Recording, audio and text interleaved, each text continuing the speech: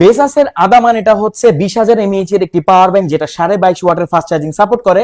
আমরা ক্লেম করি এটা হচ্ছে বাংলাদেশের জাতীয় পাওয়ার ব্যাংক। আর এটা যারা একবার ইউজ করেন তারা অ্যাকচুয়ালি এরকম পাওয়ার ব্যাংক ইউজ করতে করতে অভ্যস্ত হয়ে যান। এখানে আপনারা পাচ্ছেন একটি ডিজিটাল ডিসপ্লে যেখানে আপনারা চার্জিং ও ইন্ডিকেশন দেখতে পারবেন। কিন্তু অনেকেই ক্লেম করেন এর থেকে বড় কি কোনো পাওয়ার ব্যাংক নেই যেটাতে ফাস্ট চার্জিং সাপোর্ট করে আবার বেসাসের রিলায়েবিলিটি আপনারা পাবেন।